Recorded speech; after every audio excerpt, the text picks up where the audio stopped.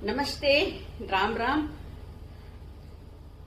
अच्छा, ऐसा है कि साहित्य जगत में भी जब से मैं फेसबुक पे आई हूँ देखा है बहुत लोग लिखने वाले।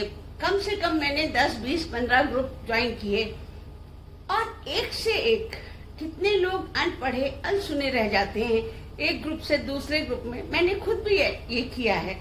किसी ग्रुप में मुझे पढ़ लिया गया, किसी में नहीं पढ़ा गया, और ऐसा ही होता है। लेकिन ये मान के चलिए, मान लीजिए किसी का सरिता में छपा, किसी का मुक्ता में, किसी का छपने से रह गया। कुछ लोगों ने खींच के नहीं डाला कि यार 2-2, 3-3 महीने कौन वेट करे, इससे अच्छा तो मैं ग्रुप में ही डाल दूंगी। तो इतनी तरह की परेशानियां हैं छपने में, पब्लिश होने में। एक बार पब्लिश हो, उसके बाद फिर से फेसबुक पे आइए। तो ऐसे ही कुछ रचनाकारों की रचनाओं से परिचय कराऊंगी जिनको मैंने पढ़ा, अप्रिशिएट किया। भले ही कभी जल्दबाजी में कमेंट ना कर पाई हूँ, लेकिन मैंने उनको दिल ही दिल में रख लिया। तो ऐसी ही एक रचनाकार हैं जो ज्यादातर लंबे धारावाहिक टाइप के लिखती हैं, और जब मौका मिलता है मैं 7-8 एक बार में पढ़ के कभी कमेंट करती हूँ, कभी नहीं, लेकिन वो पॉपुलर है। नाम है सीमा बी, सीमा बत्रा, और बहुत अच्छी राइटर। बस उसी की कहानी मैं आज अपनी तो पढ़ती ही रहूंगी। उसकी कहानी एक पढ़ रही हूँ, वृद्धाश्रम। आप सुनिएगा, आप बताइएगा कि आपको कैसी लगी। बहुत दिन बाद पापा से मिलने आखिरी पड़ाव वृद्धाश्रम आई हूँ। पापा पिछले 3 सालों से देहरादून के इस प्रकृति के गोद में बने आश्रम में रह रहे हैं। माँ को हमने 3 साल 2 महीने पहले ही खोया है। मैं और मेरा बड़ा भाई माँ के जाने के बाद उन्हें 1 मिनट भी अकेला नहीं छोड़ते थे। रात को मेरा भतीजा उनके ही पास सोता था। हमारे पापा की सरकारी नौकरी थी, जिसमें वो रिटायर 8 साल पहले ही हुए थे। रिटायर होने के बाद वो हर 3-4 महीने माँ को लेकर घूमने निकल जाते। माँ पापा हमारी वजह से और नौकरी की वजह से एक दूसरे को कभी समय दे ही नहीं पाए, और ऐसा अक्सर होता है।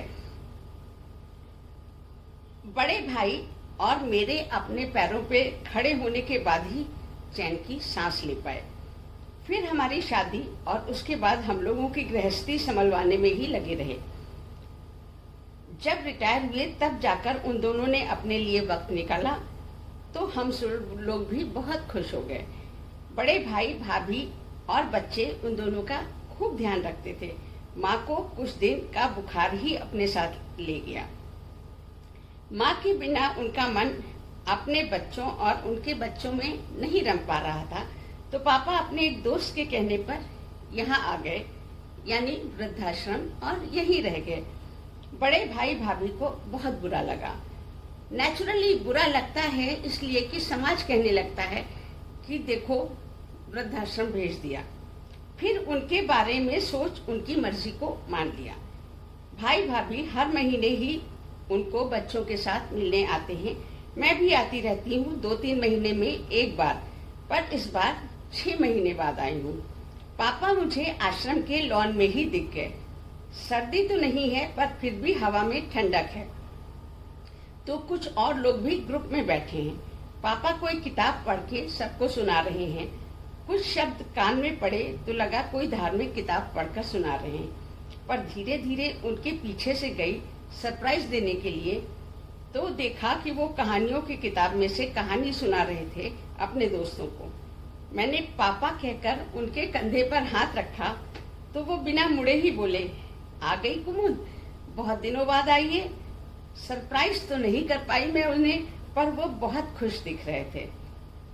अपने सब दोस्तों से मुझे मिलाने के बाद बोले, चल कुमुद, मैं तुझे अपने एक दोस्त से और मिलवाता हूँ। कहकर वो मेरे आगे आगे चल दिए और मैं उनके पीछे पीछे आश्रम के अंदर चली गई। कॉरिडोर में आकर लाइब्रेरी के सामने रुक गए और मुझे वहीं रुकने को कहकर अंदर चले गए। 5 मिनट बाद ही एक आदमी के साथ बाहर निकले तो मैं चौंक गई, क्योंकि मुझे लगा कि उनका कोई हम उम्र दोस्त होगा, पर वो तो मुश्किल से 40-45 साल की उम्र का होगा। उन्होंने उस आदमी से कहा, संजीव, ये मेरी बेटी कुमुद है, दिल्ली के कॉलेज में लेक्चरर है। कुमुद, ये मेरा नया दोस्त संजीव है, कोई 3 महीने पहले ही यहाँ आया है, सबका बहुत ध्यान रखता है और दुनिया भर की नई नई बातें बताता है। हम दोनों ने एक दूसरे को हेलो कहा और पापा के साथ उनके कमरे में आ गए। वो कुछ देर हमारे पास बैठा इधर उधर की बातें करके और फिर चला गया। मैं हैरान थी कि इस उम्र का आदमी वृद्धाश्रम में क्या कर रहा है। स्टाफ तो नहीं है, फिर ऐसा क्या है जो बुजुर्गों के साथ रह रहा है। सवाल तो बहुत सारे मन में आ रहे थे। कुछ देर में ही संजीव हमारे लिए चाय ले आए। हम चाय पीने लगे, पर सवाल तो दिमाग में घूम ही रहे थे, पर उनकी लाइफ के बारे में पूछने की हिम्मत करने से डर लग रहा था। पापा और वो किसी के बारे में बात कर रहे थे, मैं चुपचाप उन्हें सुन रही थी। उनके जाने के बाद मैंने पापा से पूछ लिया, पापा जी, संजीव यहाँ के स्टाफ तो नहीं लग रहे थे, फिर इस उम्र में वो यहाँ कैसे? पापा सीरियस हो गए और बोले, हाँ बेटा, वो यहाँ हमारे साथ ही रहने आया है। ये आश्रम इसके दादाजी ने बनवाया था।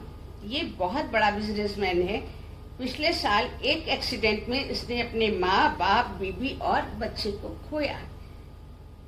आज भी ये खुद को कोसता है कि सबके साथ उस दिन ये भी क्यों नहीं मर गया।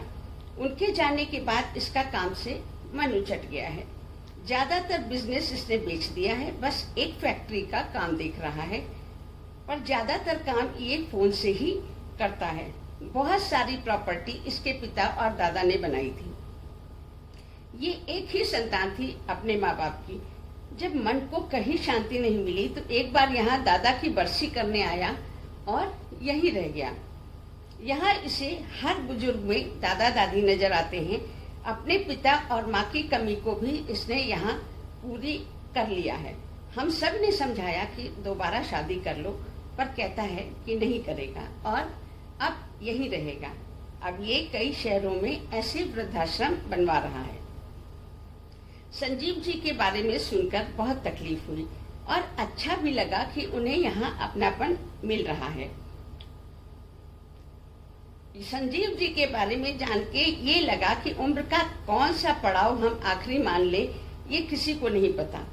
जब विरक्ति होने लगती है हर चीज से, तब हम सुकून की तलाश करते हैं। पापा जब यहाँ रहने आए थे तो सभी रिश्तेदारों ने बहुत सुनाया था और ताने दिए थे हम दोनों भाई बहन को, पर हम अपने पापा की खुशी चाहते थे। तभी तो जब उन्होंने कहा, बच्चों, मुझे गलत मत समझो, पर मेरा मन नहीं लग रहा, मुझे मत रोको, जाने दो, तब हमने कुछ नहीं कहा। लोगों की बातों को कभी दिल तक पहुंचने ही नहीं दिया। पापा के साथ लंच करने के बाद मैं बाहर आ गई। पापा कुछ देर लेटने के लिए चले गए। मेरी वापसी रात की ट्रेन से थी, तो मैं अपना टाइम पास करने के लिए एक किताब लेकर बैठी तो संजीव जी भी नजर आ गए। उनकी मुस्कान के पीछे का दर्द अब मैं महसूस कर पा रही थी। मैं बेंच पर बैठी थी तो मैंने कहा, बैठिए, तो वो बैठ गए। आप किसी होटल में रुकी है कुमुद जी? मैं रात की ट्रेन से वापस जा रही हूँ।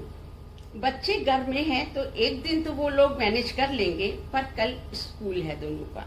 संजीव जी मेरी बात सुनकर बोले, ठीक है, पर डिनर करके जाना और आप चिंता मत करिए, मेरा ड्राइवर आपको स्टेशन छोड़ आएगा। अरे संजीव जी, आप परेशान न हो, मैं चली जाऊंगी, मैंने कहा तो वो बोले, इसमें कोई परेशानी की बात नहीं है, आप मेरी छोटी बहन जैसी हैं, तो मैं आपको रात अकेले कैसे जाने दूं। उनकी बात सुनकर मैं कुछ नहीं बोली और ठीक है कह दिया तो वो बोले, वेरी गुड। मैं मुस्कुरा दी तो वो बोले, आपके पापा आप सबकी बहुत तारीफ करते हैं। आपके भाई भाभी से भी मिलकर बहुत अच्छा लगा था और सोच रहा था कि अंकल जी की किस्मत अच्छी है जो उनको इतना प्यार करने वाला परिवार मिलना। लगा कि फिर वो यहाँ अकेले क्यों रहते हैं। मैंने उनसे एक दिन हिम्मत करके पूछ ही लिया। तब उन्होंने बताया कि जॉब थी तो एक रूटीन था, उसके बाद भी वाइफ के साथ घूमा तो अच्छा लगा, पर उसके जाने के बाद मेरे बच्चों की जिंदगी थम गई। वो मेरी ही चिंता में लगे रहते और खूब ध्यान रखते कि मैं अकेला न महसूस करूं।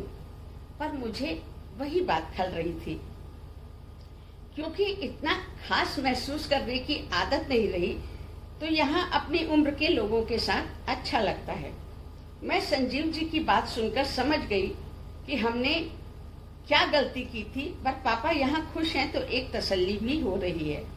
यहाँ हर काम करने को फ्री हैं, जब जो मर्जी करें। मुझे चुप देखकर संजीव जी बोले, क्या हुआ, बुरा लग गया शायद आपको? नहीं नहीं, बुरा नहीं लगा। थैंक यू, आपने पापा के यहाँ आने का कारण बताया।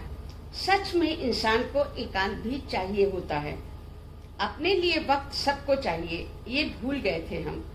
वो बोले, आप लोग चिंता मत करें, यहाँ वो बहुत खुश हैं। मैंने पूछा, आप भी खुश हैं यहाँ संजीव जी?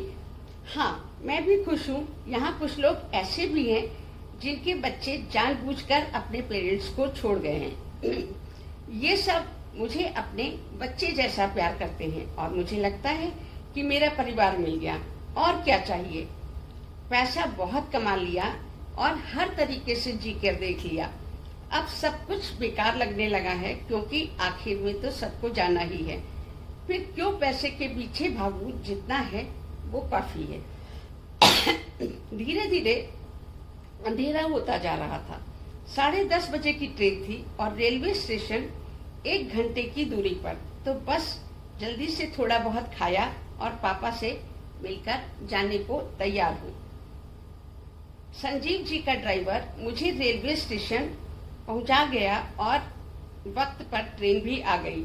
ट्रेन में बैठकर पापा को फोन किया और संजीव जी के ड्राइवर से उनका नंबर लेकर उन्हें भी थैंक यू का मैसेज कर दिया। आज मैं बेफिक्र हूँ पापा की तरफ से। संजीव जी पापा और बाकी बुजुर्गों के पास हैं तो सबका ध्यान रखेंगे। ये विश्वास मेरे अंदर छुपे पापा का दूर जाने का दर्द कम कर गया।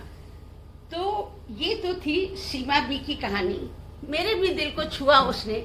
बहुत से वृद्ध हैं, हर समय बहुत अतिरिक्त प्यार से, अतिरिक्त ध्यान रखने से भी ऊब जाते हैं। और संजीव, उसकी भी मनोदशा समझ पाई।